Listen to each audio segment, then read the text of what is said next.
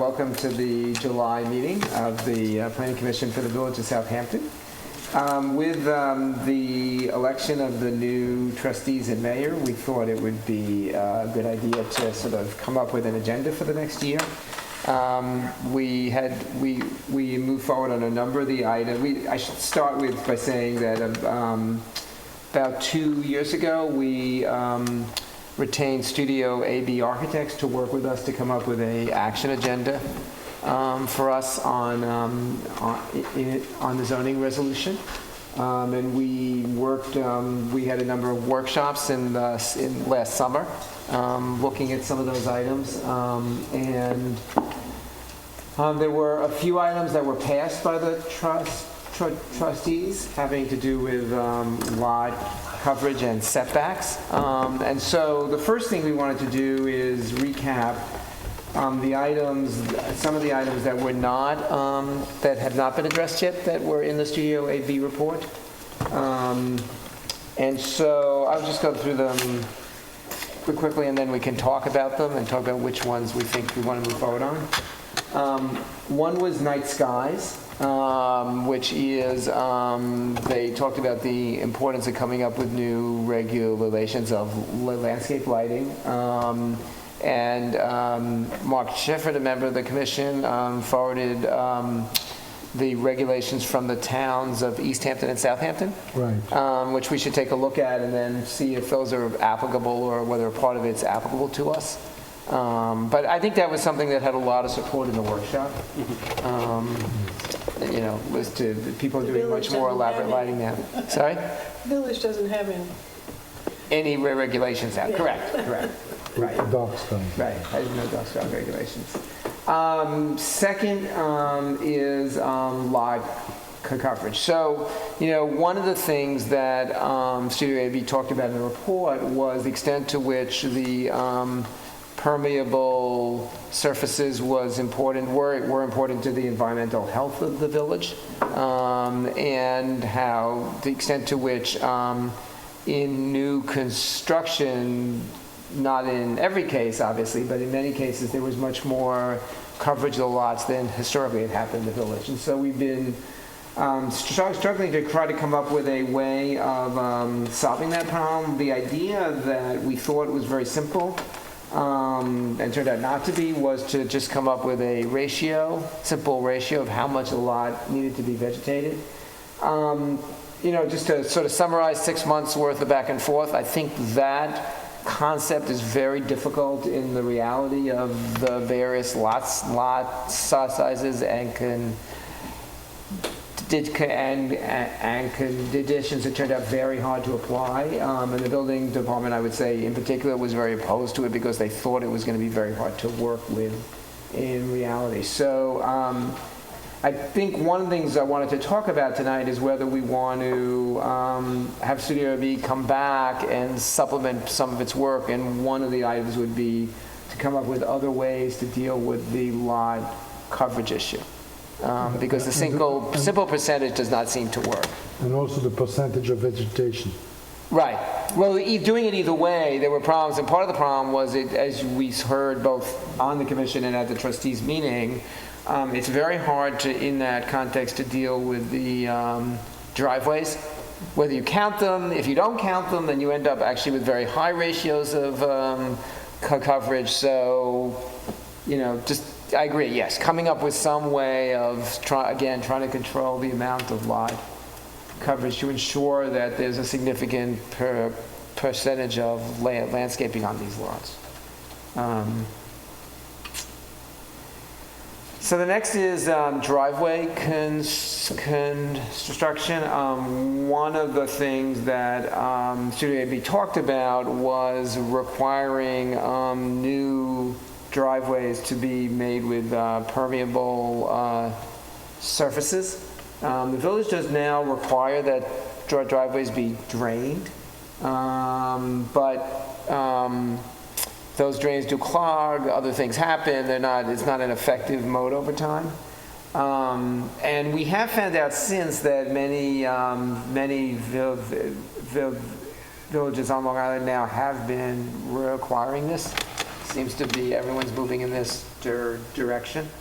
So that's one item we could talk about again. I would say there were some people who felt it was a burden on the homeowner because it's often more expensive to have a permeable driveway than a non-permeable driveway. Asphalt is simple and inexpensive in many ways, particularly if you have to plow it and everything else.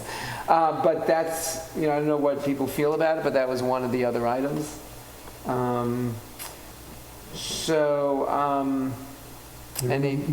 Most driveways right now are permeable. Most, are- right. are constructed permeable. Right, but there's still a significant minority who are not. So, it's the question.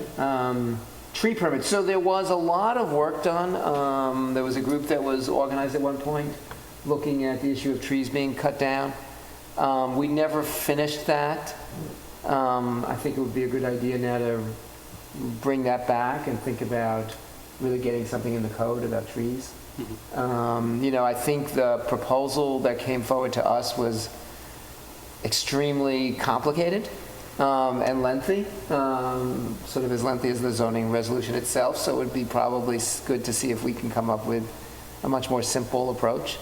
But this is actually the rare village of its type that doesn't have any current regulations about trees.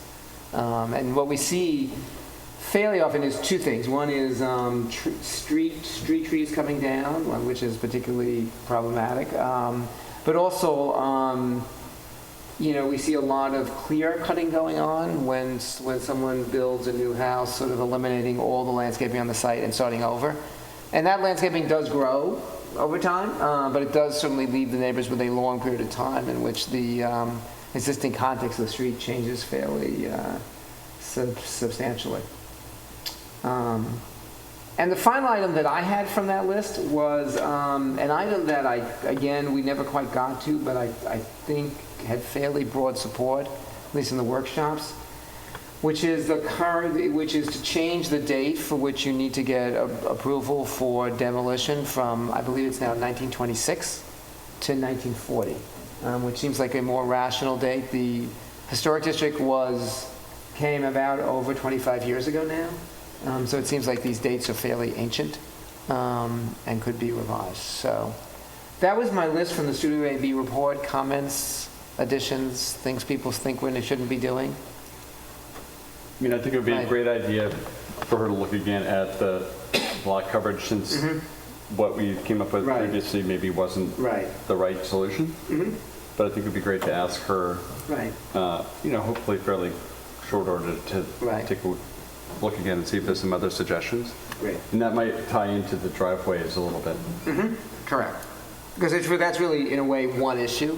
The other thing I should mention, I'm sorry, I skipped, was we had talked about, and Mark, maybe you want to talk about your response, we had talked about whether or not there should be a requirement for enhanced wastewater treatment on residential lots, and you had some comments that maybe you want to talk about. Right. I mean, we had a presentation, I think, at our last meeting, and we had extensive contacts with the health department, who are revising their regulations. They're going to be requiring those enhanced treatment systems for new construction. So after discussing it and meeting with the health department, I'm not so sure that the village should impose their own regulations. Because you think the health department's going to anyway? Yes, the health department is going, and they are really the reviewing agency. Right. I mean, one of the items that along those same lines would be more for the village business district, but I think we should talk about We'll talk about it in the next item. So I guess one thing I should mention is, in the context of, as Eldon pointed out, having CRB look at potentially lot coverage and driveway construction.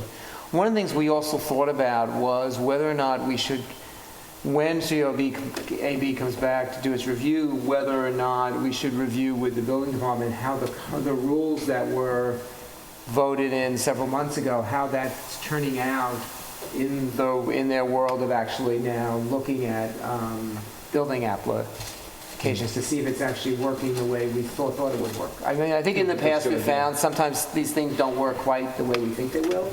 just the nature thing. So I thought it would be good to maybe have the building department come in and let Studio B work with them and look at sort of some of the current applications that have come in the last few months and see if the new rules are doing what we thought it would do or whether they have, unintended consequences. But I think another item that Studio AB could be looking into would be all the forms and the application process, the inspection process, the Right. sign-off process at the end. No, Who certifies compliance? I think that, and maybe they could then follow up on it. I think Nelson Pope's about to issue their report on I know the that process. Yeah. heard- So I think we might want to wait for that, and then, depending on that, either see if there are things they think we should be doing, or whether there's stuff Studio AB needs to follow up on. But yeah, I hear that they're going to very soon be issuing their report, which will go through some of the process issues. Okay. So, any other comments from the commission on these items? Any comments from the audience on these items? Okay, so then, there are three sort of larger initiatives I wanted to mention tonight. We've, as a board, I think part of our job has been, someone referred to us as the think tank for the village, which is sort of a nice term, I think. And there were three items that I think, I certainly have got some response would be good for us to look at, and maybe take them one at a time. So one is the Village Center Master Plan, which went into effect 3 years ago, I believe. We thought it might be good to sort of do an update, look at how it's working, and then sort of something we spent a lot of time on at the last meeting, look at whether or not, now that the Suffolk County Health Department is permitting these smaller septic systems to be used, whether or not it would be time to look at a project which was called out in the Village Center Master Plan as maybe the most critical physical project in the Village Center, which is to rebuild the main parking lot that these buildings all front on, or back up on, depending how you look at it. The parking lot in the block between Job's, Windmill, Nugent, and Main Street. In terms of redoing the lot to both provide proper drainage in the lot, but also re-landscape and replan. This is a lot that, we've had several parking experts over the years tell us could provide many more spots than it does now if it were properly laid out. It was laid out over a long period of time at various times with various lots coming in, and it's incredibly awkward. Also, I think many people who come into the village don't even know the lot's there. So they go around and around looking for street parking. Maybe they add yet more traffic to the lot behind Citarella, but they don't even know that there's this lot which really, even on the July 4th weekend, still had available spots. I think the village of East Hampton is a good example of a village that did a really nice job on its parking lot, and its parking lot is now a amenity for the business district rather than ours, which I would say is pretty much an eyesore for the business district right now. So that's one initiative I think we could potentially take on, including maybe, one idea would be to do an RFP for a design firm to actually come in and come up with and do workshops to come up with a design for that lot. I think in terms of, one thought is, one of the things we said when we did the Village Center Master Plan is we were very concerned about the future health of the business district. We fought very hard with the help of others, I should say, to make sure that Tuckahoe Center didn't happen. We've been very skeptical about rezoning of other areas to allow more commercial. So we really created, as I think, a village goal, creating a healthier business district. And this was the item that came up in that master plan as physically the most important change. So I think it's a great idea great item to study. Right. But in terms of design, maybe we could do a design competition where try to open it up to get really new ideas, new concepts. Now, we have a lot of electric cars coming in. We have, right. I think it's but it's definitely Right. an area that we And should do. that's something you think you could really focus on? I mean, I think given your background and work, I'd like to really think about, like, this is a real opportunity for us to maybe plan Yeah, it's funny. When I was one of the first appointees on the board, when Mayor Romanowski appointed us, and that was a topic of discussion Right. way back then. which means everything happens in due time, right? So that'd be great. Yeah. Well, I think it potentially tackles some of the sewage issues maybe. Which Right. would be worth looking at, whether Right. it helps or not. Right. The drainage, clearly. Right. The efficiency of parking. But I think the fourth thing, which I think is really interesting, is, in the shopping center world, every 10 or 15 years, you kind of just do a little bit of a redo. Right. And then people, talk about, oh, gee, see what happened in Southampton. It just Right. helps with the business in general. And you might include in that plan, the signage from Main Street so people Right. get the circulation. Right. Just a general updating Right. could be, great to help the shops on Main Street. Right. I mean, it's like when you get to the corner of Main Street and Hampton Road and Nugent Street, which is how much the most outsiders come into the village, there's no sign of where you go for parking. You have no clue. Right. So most people turn onto Main Street, they don't even notice that there's that little sign next to, I guess, the club, Monaco store. So they keep going around just looking for parking. Right. Right? I mean, people just have no idea. It's like there's no coordinated parking signage or anything. Right. Yeah, there's a sign for West Main Street, but Right. The street that exists on the map, but it's a little hard to find. that's right. That's Right. right. Yeah, And I that'd be think, great. and also maybe possibly coordinate with possibly an enhanced wastewater treatment system. Right, correct, that could be exactly. Well, incorporated. that's the idea. Yeah. Do smaller versions. Right. Yes. And maybe, and the quick question, I guess, Mark, and point is, when we do this, does it make sense for any of the buildings that border on the lot? This could be a place, I assume, where they could put their wastewater treatment. Yes. Right? The I mean, only- it's an opportunity to think that through as the lot is redone, since you're tearing everything up. Right. What is the most efficient, I know we're sort of moving away from the whole large system. Right. Can an individual property do an individual higher performance sewer Yeah. system, So or is it better to have 2 or 3 properties together? If you do, let's say, 2 or 3 properties together with the enhanced water treatment system, it's very good for the environment, but it doesn't increase density. Right. According to the health code from Suffolk County. The only way to increase density and allow to have, let's say, restaurants or additional wet uses is through a wastewater plant, or what they call it an Appendix A wastewater plant. I see. If you put an enhanced wastewater treatment, it's very good. You treat the waste better. You could connect 10 or 12 parcels to it, but it doesn't increase your density. So if you had a parcel, you couldn't put a restaurant because you didn't have the density, you still couldn't do it. with So the is there enhanced any wastewater way treatment. short of an entire system for someone to put a new restaurant into a new property that doesn't currently have a restaurant? Or do you, If you have a restaurant and the flows are calculated on the size of the property. right, So what you're allowed as a waste, so if you're not, if your present size of the property does not allow for that flow, to put an enhanced system does not increase the density, I was does not thinking allow. that would, Yeah, it was a big decision at the county level, but they made this decision, which it may be wrong, maybe right or maybe wrong, but they said that those enhanced treatment system will not increase density, will not allow you to increase density. So it doesn't solve our problem of housing, for example.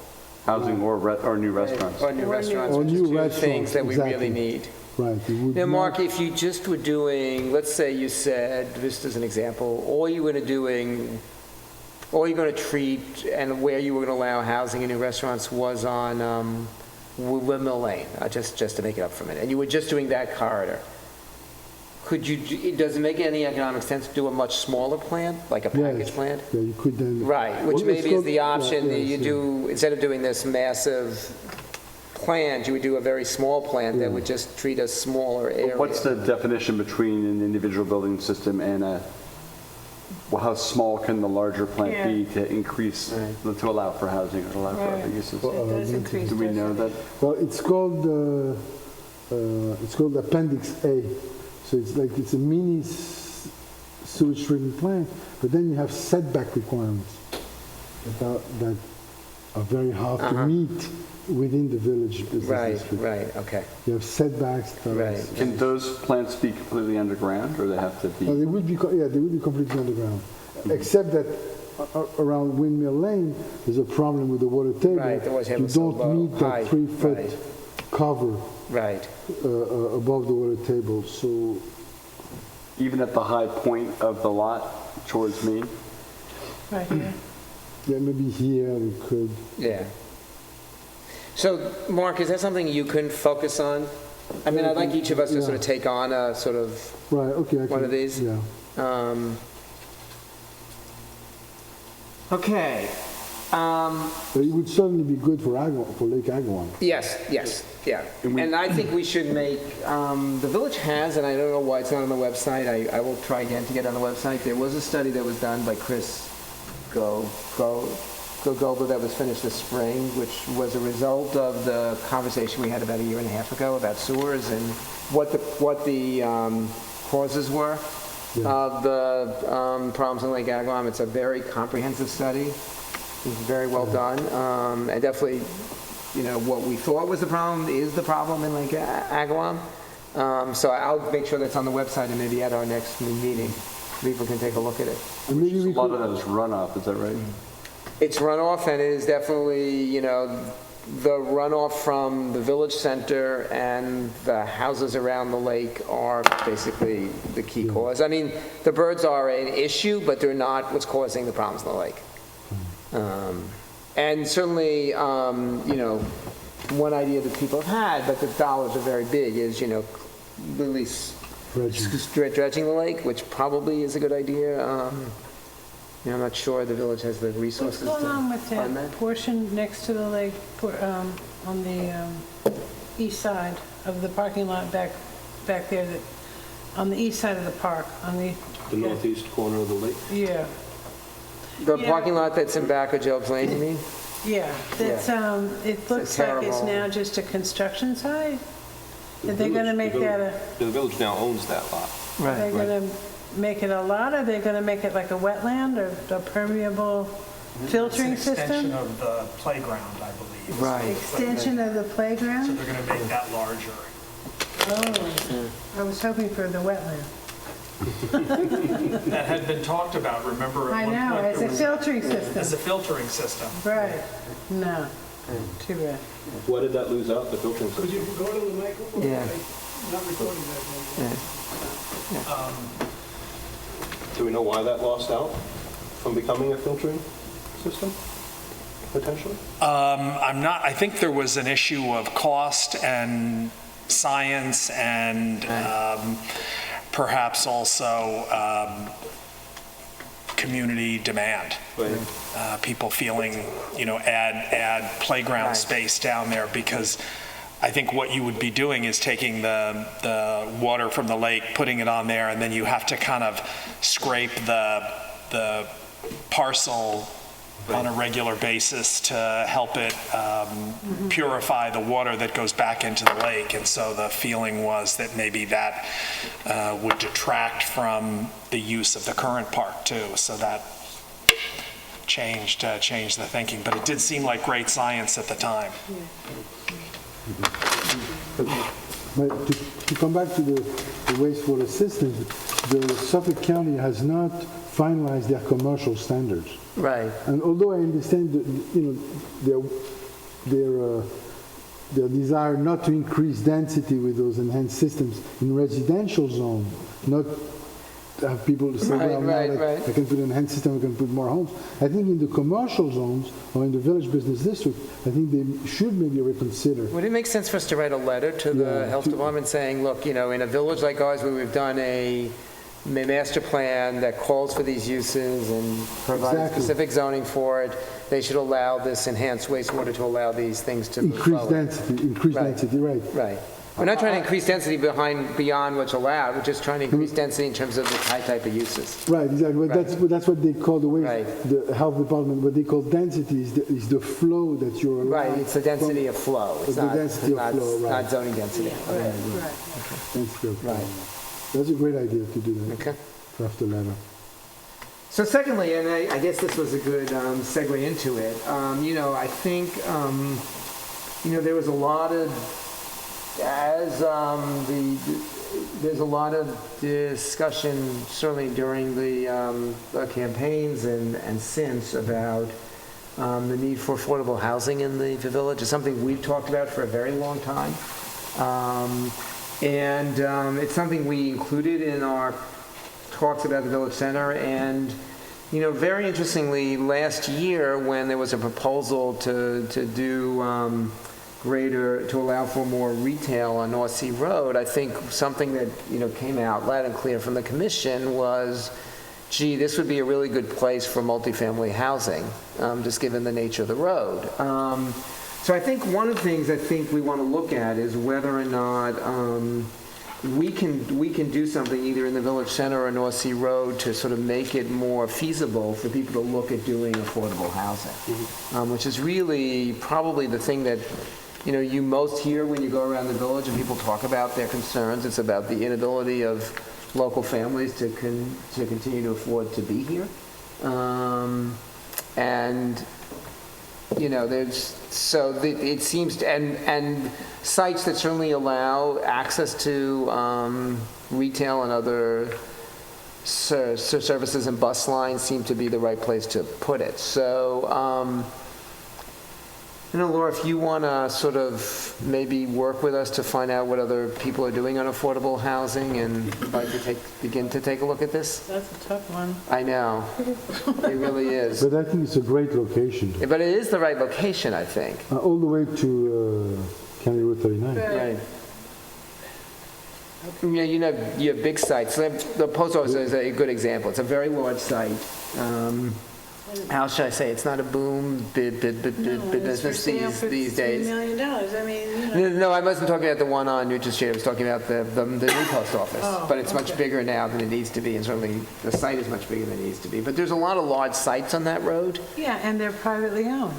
Right, but so the question is, are there incentives that you could create in zoning that would make it worth someone? You'd have to create it in more than in zoning. You'd have. Right, there'd have to be financing incentives, right. Yes, there right. absolutely would. But, the county does have money for affordable housing, which the village really has not tapped into, in part because it's been so hard to figure out a way to do it. So the question is, can we sort of maybe come up with some ideas of whether or not there's a way to do that? Even north of the railroad. Right, even there. Though south of the railroad, you certainly have big sites and, there's housing. I mean, as we found when we were looking at the study that the planners did when they were looking at the more retail, there was housing all around those sites. I mean, that was what was really interesting about it. It's close to the train station. Right. Close. So I think that's something we should be looking at. And then, last and not least at all, maybe most interesting, is so the Southampton Press today has an article just noting that the merger was completed between Southampton Hospital and This came out from Stony the Brook. hospital today. That was emailed from the hospital today. The hospital today announced its affiliation, so thank you. Southampton Hospital announced affiliation with University Hospital Stony Brook. We are pleased to report that effective August 1st, University Hospital Stony Brook will operate Southampton Hospital. This is part of an ongoing effort to expand access to healthcare services. Southampton Hospital will become a campus of University Hospital Stony Brook. We all know as part of this move, there is a plan that will now begin to move forward to move the hospital to the Stony Brook Southampton campus. And it makes a lot of sense from healthcare planning point of view to build a new hospital, a more efficient hospital with greater access to the highways as opposed to the current hospital. So if we presume that's going to happen at some point in the next decade, say, I think, it is, we sort of have a once in a lifetime opportunity to think about what should happen there, and maybe have the village sort of help shape what happens. I mean, I think, this is, if you think of them as a private landowner, they're obviously the biggest private landowner in the village. And this is an opportunity, I think, to help, to let the village sort of give some guidance or some ground rules on what happens on that site going forward, because anything they do on that site is going to have a lot of impact on the village. Just to give some examples, the largest and only licensed sewer plant in the village is on that site. The tallest building in the village is on that site. The densest building in the village is on that site. That site the hospital ownership includes buildings on Meeting House Lane, on Lewis Street, on Herrick Road, so it really stretches into many neighborhoods, and certainly is the dominant player on Old Town Road. So who owns those now? I mean, who owns? Southampton Hospital, I think, owns around a little over 14 acres right now. Okay, they're still an entity. Yeah, well, they're an entity now of University Hospital Stony Brook. They're no longer an independent entity. Okay, so the University Hospital System of Stony Brook owns them. Correct. Or will own them, I guess. First. Okay. So, yeah, do you want to step forward to the mic? The village has been talking for years about affordable housing. And they just let the piece on Moses go. They bought it and preserved it. That could have been affordable housing. The piece at the sand pit, they could have taken that and made affordable housing there. And the only piece left, and we'll see if the village is really serious for affordable housing, is the hospital. Yeah. Right. And it'll never happen because they talk out of both sides of their mouth, because this village, the people here, they don't want it. And it'll never go through, even though it's a great idea to put it there. I've lived here long enough where, they always talk about it, and they could have done it. They could have done it on the piece on North Main Street at the end on the highway. They didn't buy it. So, and this has a sewage treatment plant. It has a building. Right. You could do it like city lofts. And But affordable housing normally have certain criteria, and one of them is proximity to transportation. It's proximity to retail stores, which really the hospital does not have. But we're so not I in an don't urban think I'd area. like to differ with you that I don't think it would be appropriate to put affordable housing there. It's not the right. I think affordable housing is much better on the north. Well, rather Main than, Street I think that's what we want to study. That Yes, only right. applies in an urban area, those criterias. Because when you do planning, people have cars here. We don't need trains. We don't need people to get to the trains. People drive everywhere. And just because they're affordable housing doesn't mean these people are destitute. I mean, these people have cars, they have good jobs. They just can't afford $1 million houses. They could afford a $500,000 house. And I think in 2 seconds, you would fill that place up if you made those, into affordable apartments or something. But that's the last place. It has, a sewer system. It has everything it needs. And let's see if the village will really pursue it, because I'm sure they could get that building, donated to them if they really wanted. Right. I don't know what the financial terms will be, but let's just, on your first point, I think, looking at, I think that's why, you're exactly right. The reason why we should be planning is the hospital and the university should understand what our goals are. Right. In other words, I think this is an opportunity, and you may be right, the village may have missed these opportunities in the past, but going forward, this is an opportunity for the village to now say, this is what we'd like to see. If there are, I'm just making this up, I have no idea, if there are 50 housing units that ultimately happen there and some portion of them become affordable housing, that's a good thing to do, and much easier, I think, to do if it's planned ahead of time than trying to do it after the deal's already cooked and already happening.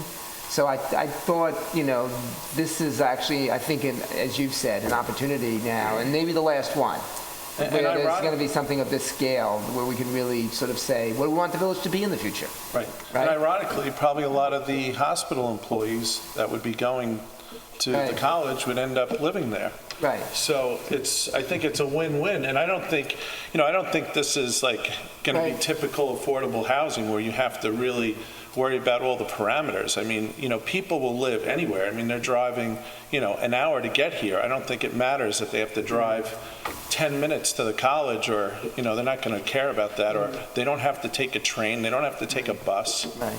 So I think it would be a great spot. I mean, one thing that some villages have done is made affordable housing that then is, the sort of the first group that gets to sort of bid is volunteer firemen, for example, for whom it's increasingly difficult to live here. Right. So I think, there's an opportunity. We won't have a lot, there's not going to be another opportunity, as you said, 14 acres, sewer plant, and, I'm sure the hospital has plans of its own and thoughts of its own of what should happen there. But the other thought, I think, is, as part of that is it's not only that 14 acres, there's a lot of other medical uses, for example, on Old Town Road. I assume if the hospital moves, many of those will migrate with the hospital. Right. So it's really a much bigger planning issue, because you're going to see a whole neighborhood that's now dedicated to medical uses over time change. Right. Right?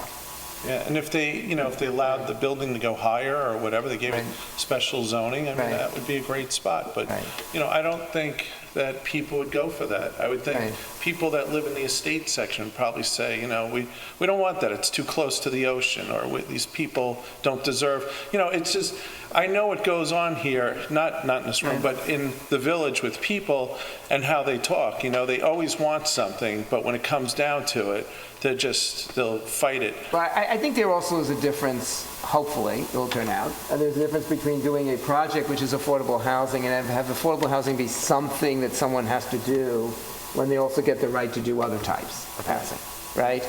Because whoever's going to do that per project, I assume a component's going to be, shall we say, upscale housing. And again, it's pretty, it's been done over and over and over again. Towns have required that when you do get the right to do that, affordable units become part of what you have to provide. Right. Yeah. But I think there's a need for retirement housing. Right. The village Well, also. that's what I was thinking, Right, was yeah. that they're going to probably shoot for something like that. And I also Yes. saw where Peconic Landing wants to come into the South Fork, wants for a second complex. Right. Not that they would take that necessarily, it doesn't really Right. suit their model. Right. But, it might, where all those doctor's offices are, if they leveled them and built something, it might very well. But, so affordable and retirement, are those? Right. Those are not necessarily mutually exclusive either. They're not, are Right, they? right. They're not really. Right, right. And maybe one's a better sell than the other, Right. maybe. Well, I mean, the two components here that I think in this village are really difficult is people starting out, for whom this is an incredibly difficult place to try to live. And I think you're right, they now live, a half hour, an hour out of town because they have no choice. And it's not great either for the village or for them. Or they move out of state because they're just so frustrated with their inability to buy here. And then older people who need housing, Right. don't really want to be in a house or Right. shouldn't be in a house anymore. Right. The options in this village are incredibly limited. And if you look at the demographic of this Right. village, I mean, that's like Right, a big one. right. Well, As I say, if you go to dinner on a Wednesday night in Southampton Village, you know the demographic. It's very clear. Right. Good call. I mean, seriously, it's really amazing that the demographic of people who live here year-round, full-time, is increasingly an older person because people choose to retire, which is great. But, and what I've noticed, I'm sure other people around here have noticed, is increasingly I know people who have moved to Peconic Landing. It's actually a very popular option. Yeah. So if So I can see why they want to be on the South Well, Fork that might also. be a nice marry. Right. Who knows, yeah. But we could also look into our rental requirements and rental regulations. Right. And maybe open up the rental regulations a little bit. But so who negotiates this? I mean, somebody from the village is going to have to negotiate some sort of, Well, I believe the town actually has a affordable housing person or unit. So I think the town actually would have to but, you know, the, Just appointed a new person. yeah, so we'd have New to, housing Is director. that Curtis? No. No. They appointed Oh, a new, no, that new gal. Okay, the new woman. Bonnie Weir, Diana, yeah. Diana Weir. and so that's who we would need to talk to. Okay, but she's town. Right, but Town, yes. we are part of the town, even though sometimes they don't like to admit it, but. We are in Or theory vice at least- versa. Right, and they're part of the town of Southampton. No, but seriously, I think that is the level of, so the affordable housing person in the town, and then there's obviously the county has affordable housing people. And there's definitely, the state funds affordable housing. I mean, DHCCR, the Division of Housing Community Renewal, definitely funds affordable housing. I think it's more, as someone pointed out, I think it's correct, it's more about it for us finding the sites first, and then creating a financial model that works, but sites are really hard. And so, sometimes what some towns have done is in zoning, provided incentives or incentives slash requirements to try to make sure affordable housing units start to happen. I think it's hard to, I think a lot of the experience is it's very hard to get people to accept a large component of affordable housing in one place. It's a lot easier to get people to accept 3 units here, 4 units there. Well, that's what it's been. Right, and it's actually not necessarily a bad thing because Well, they those, don't want a project. correct, and honestly for good reasons. I mean, affordable housing scattered tends to have a better, there's been lots of studies that affordable housing scattered actually from a social point of view is Would it be better. good to find out what the current standards are, like what are the rental rates? Right. If it's workforce housing, it's not Right. your traditional concept of Right, low-income housing. It's Right. workforce Right. housing. right, And actually, sometimes it's a good economic deal for a developer because Right. you know you're getting the rent, because Right. it's a controlled rent. right. So, and perhaps upper floors in the village center, or Right, different places right. that currently there is no Right. nothing but activity, that it could work out. I mean, just to use another example, there's so many. If you were a teacher at Southampton High School, you could not live here. It would be impossible for you to afford to live here. No, yeah, Right? unless you had family. Unless you already lived here, you can't afford to live housing But here, so isn't you have to there be a- very far away to be able to take those Is it jobs. mostly rental, or is it some purchase? There's both. I think most of the affordable housing money that's available now is for rentals. Isn't there a project going up off of 39 that includes affordable housing? Wasn't that passed by the town? There was some, There was one project behind the church on County Yeah. Road 39 right? that hasn't gone, and that one had an access through Hillcrest. And So then it's through the not being village. built? No, it's not being built. And then there's another one There's- proposed across the street, right Yes. next to the cemetery. Right, Yeah, right next to the cemetery, but it hasn't gone, but it's been approved. no. It hasn't been. I thought one of them had been approved. I do think that there's a component of affordable housing in those units that are on Tuckahoe Road. Right. So Yeah. by the Oh, Hess Station. Tuckahoe, Yeah, that's yes, it. you're right. Yeah. You're So right. I think there was either a 10 or 20% That's what Yeah. I thought. requirement. I think you're And right. I think the Sandy Hollow is actually, And the Sandy Hollow. is Right. also in that corridor. But I do think that maybe you ought to recommend to the village that any new subdivision, Right. any new Right. apartment or housing complex, maybe not to be specific about what you have to do, but say that it has to have some sort of Right. community benefit for affordable housing. There is a state requirement that 10% of any multifamily has to be affordable housing. So there's already a state requirement. Anytime you build multifamily, 10%, at least. When was that put in? Sure. Is this for a tax incentive, you think? No. It's, Well, there's no affordable housing at Yeah, I don't think that's the the Village case. Latch. Yeah. No, or. It's there's other multifamily, changes multifamily. that Benedict did. Is that not multifamily? Because it's 24 I think that's condominiums? for certain tax incentives and no. other credits. No. Well, they should revisit. You might want to just check and see, because yeah, let's check. there's an opportunity, Right. even if you I threw believe in it's 2 units that were smaller Right. rentals or and I think what really is needed is rental, Yeah. more than, Yeah. we're thinking we're giving someone this massive benefit by letting them buy a $500,000 condo. Right. Who can come out It's here really and teach? rentals, because particularly if you look at at sort of, for example, the first group, which is the starting families, getting a unit they can buy is of no use to them. They don't have that sort of money, or they wouldn't be needing, the reason they're in the affordable housing market is they need to rent. So does the town set what the official rental level is? I think so. I just think of what you asked before. I think the town or the county And sets who it. keeps the list of who's? I don't know. It's a good question. We'll have Then to- there's actually there are two divisions. There's Diana Weir, who's sort of trying to now start new projects. But then there's the existing program of Section 8 housing that has a voucher program.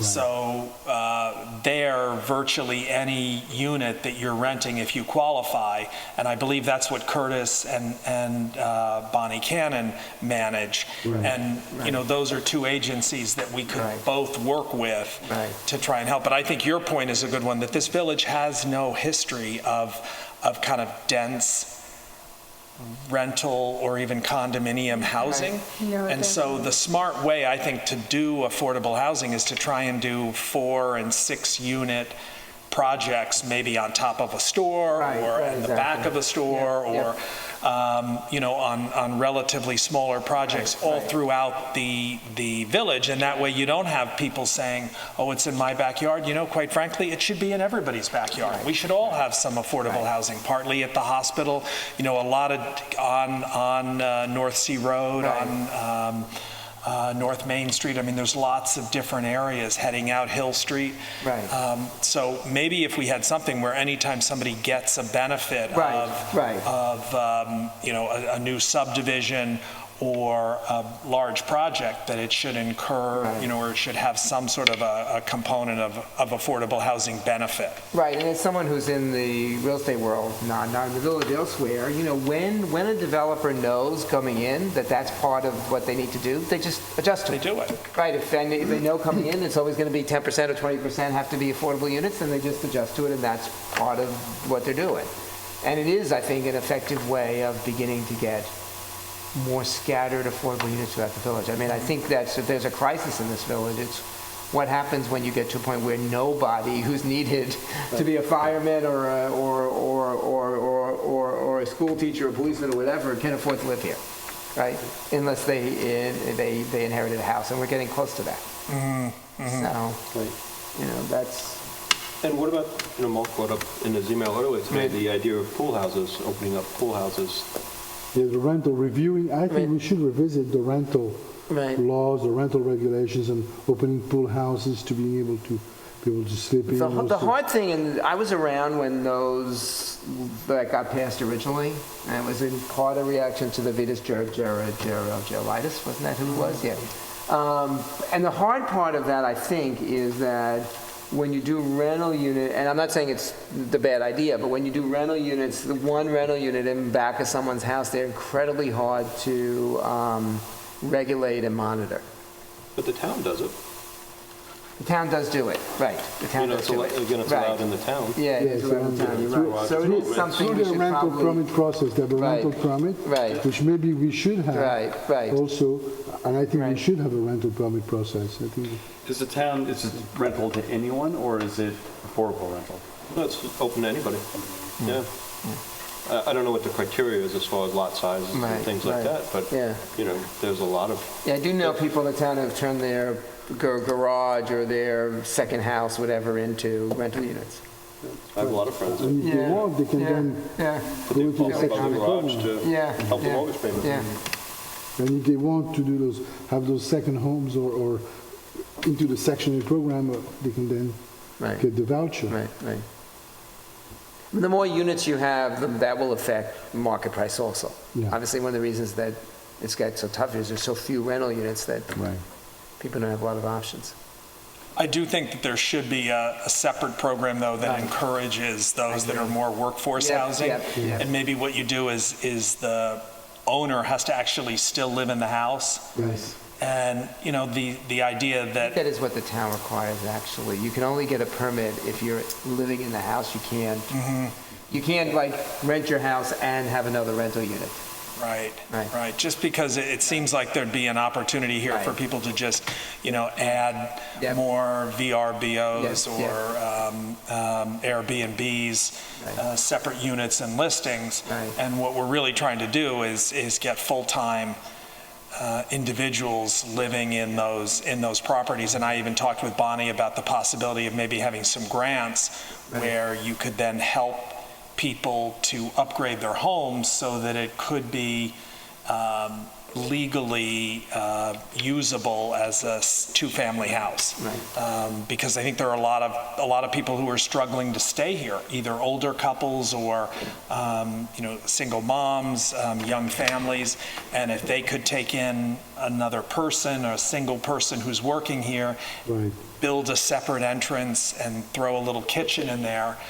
Maybe there's a way other communities have worked that so that you can, I know it would be hard to monitor, but open up some opportunities for those teachers, the nurses, the doctors who are looking to come out here and have the first home. Thanks.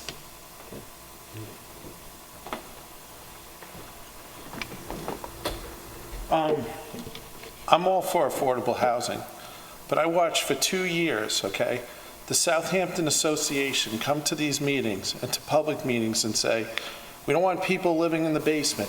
Make the basement area space so people can't live in there. Limit the bedrooms. Can't use a pool house. Make the square footage smaller. Now we're going to say, after all that, now let's put some bedrooms in. Let's make two-family houses. I mean, what is... I think with all due respect, these are separate issues. The one issue has to do with what people can build in a house, and obviously we went through a lot of conversation about it. Separately from that, it wasn't when we talked about the GLA. We talked about the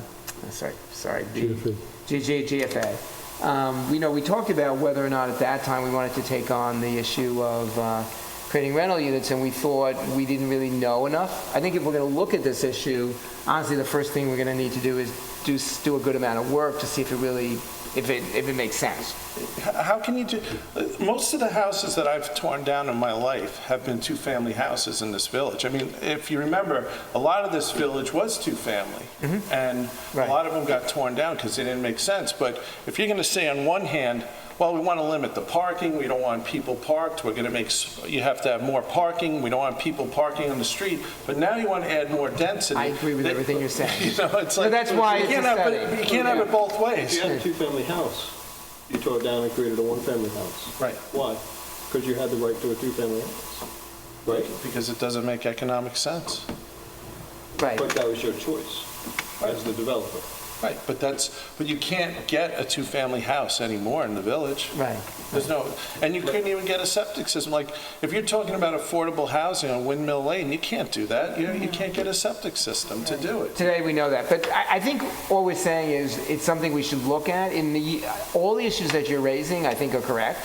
And it may turn out we say, look, it's actually a very difficult way to do. There may be a few cases, but I agree with you. And I think that's one of the reasons that in the past we've been a little cautious about it. So just to take one of the issues you came up with, we all say we want rental units, but very good point. What's going to happen when each of us sees, two more cars in a driveway or on the street because there's a rental unit? Those are all the issues. I think that's why I think the flip of it is also focusing on places like the hospital or North Sea Road, where you could do affordable units and you had the physical ability to actually accommodate it. Right.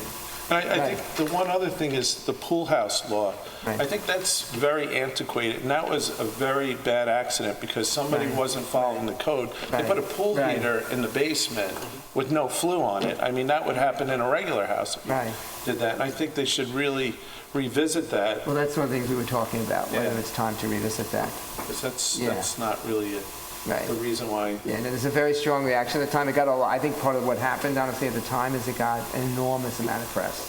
I mean, people were reading about it in France. So the village reacted very fast because it was such a sort of torrent of bad publicity.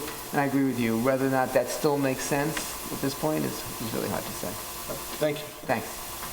Do they augment septic for pool houses? Yes. Yeah, They do. yeah. If you put, Right. if you create a bedroom in a pool house, Well, counts. what if they just have one big room? It's not a bedroom. No, if it's considered a bedroom, then it increases the flow. If there's no bathroom in the accessory structure, there's no septic system. But if there's a bathroom, then it counts. Yeah, No, if it is a bedroom, bedroom, sorry. They don't count bathrooms, they count bedrooms. it's a Yeah, bedroom, yeah. yeah. But if it's just one big room, who's calling that a bedroom? If you have a bed there, Oh, I got a problem here, okay. Okay. Elvin, do you want to sort of, let's think about how we approach the hospital issue. I think it's probably the big long-term planning issue here, and I look at it, and I think the sort of the balance here is going to be, I assume they're going to want to, the university hospital is going to want to sell that site for as much as they can get to help finance the new hospital, which we understand. Or use it for someone, an auxiliary purpose. no, I think they're going to. Possible, although I doubt that's I doubt going it. to, Yeah, I mean, I just, let's talk. knowing how much I think knowing a little bit about the modern world of healthcare. No, I understand, but it was talked about as something. Right, right. was. And I don't know how they're going to, there's a lot of, there's still investment going on in that building on cancer centers and other things. So I don't know what their long-term plan is, but clearly something's going to happen there. Sure. Well, first step might be just to talk to But it the might Right. people be them who are doing aware. it. Yeah. Right, right. I believe that at least I parts of think- that site will get monetized. Yes, I agree. Well, depending upon who owns it, yeah, Yeah, and where it yeah. goes. Yeah. Okay, other comments, thoughts, questions? Well, I thought that maybe one more regulation that we could look into, which I think there's a big need in the village, is in the bed and breakfast. And right now, our regulations are not very clear, and there's a need for hotels, there's a need for temporary housing. So maybe we could review the bed and breakfast laws and regulations and see how. It's possible. I will say, when we did the Village Center Master Plan, the biggest issue we heard, actually, was people being concerned that there would be too many hotel rooms that would result. So I will just comment that many people in the village are very concerned about not having too many hotel rooms. Right. So And we have a few bed and breakfasts, but the regulations are I think we really- ultimately permitted hotels in the Village Center Business District, but in a very limited sense. They were allowed only on Windmill Lane and only up to a Right. certain size, and we were very restrictive about when you could do it. But one way possibly would be to go through the bed and breakfast route instead of the hotel route. Go through the bed and breakfast route and then maybe allow to develop, some of It's those. sort of like an extension of your thing about, opening up a room with a separate Right. entrance. I mean, allowing somebody to live there, to rent that. I mean, that's sort of, Right, exactly. And now we're losing the village latch. It's a big one. So I think that, and there are a few bed and breakfasts that would be open to expand. They are not allowed to expand, and I think that I don't think we have a separate bed and breakfast regulation. It's just hotel or not hotel. Is that under the zoning? I don't know, the ZBA has looked at bed and breakfast. Yes, they stuff looked at over it. But there. I don't think the code currently has a provision. right, exactly. It may So- not. Right, so maybe we Right. should. And you also have to be really careful that we don't just have a lot of rooms available for, online Airbnb Well, and that- and stuff. Yeah. It's just, I don't think anyone's looking for Well, that. that's But I what think if real we're estate- creating, Yeah. affordable workforce rental, it'd be great. But the bed and breakfast has this different purpose, and then it gets taxed properly, gets properly insured, and then you create also a vehicle for people to sort of kind of do it legally instead of doing it illegally. You kind of legitimize. And there are a few in the village that I think that could be expanded. Right, there's 2 or 3 that I know of, Yes. yeah. So, Okay, anything else? and then last, I think it was the private heights. Right. I think Yeah, well, I think we should look into it. I think we should. I think 8 feet is good, 10 feet is high, but then you go like 12, 14 feet high privets. I don't think people are gonna not be happy if Right. something like that. We got a very negative I mean, the reason why we didn't include it is when we sort of brought it up in the workshops, we got actually very negative reactions to the idea. So I don't disagree with you, but I just will tell you there wasn't a lot of public support for the concept. I'd like to, I know that the village implemented an arts district in 2011, Right, that was part of the Village Center master plan, actually. and a lot of people don't know that. Right. And they're very confused about it, and they don't know what it means or what it is. Right. I don't know, I'd be curious to get some sort of plan for that. Is there a plan for that? Well, there was talk, and I don't think it ever happened, but I think in the master plan, and there was talk afterwards of setting up sort of a group that would meet on a regular basis and talk about the Arts District and what could be done, and maybe that's something we could bring to the new mayor and trustees about getting now underway.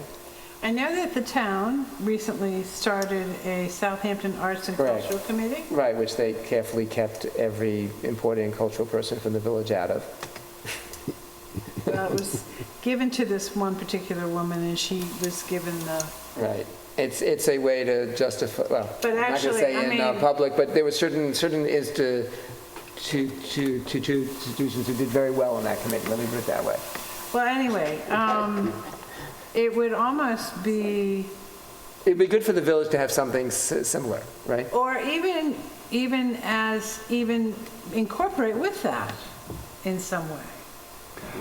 Well, it'd be interesting just to tie that in with the discussion about Right. what's happening in Main Street and Job's Lane, Right, just to, Right. get more reasons for people to come Right. visit Well, the but village. I mean, well, yeah, but I mean, I'm really kind of, I would like the town and the village to cross over and cooperate on more levels than Right, they do right, right now. right. Because this creates confusion. Because some people who live in the town, they go, oh yeah, well, I can do that. But if you live in the village, they say, no, you can't.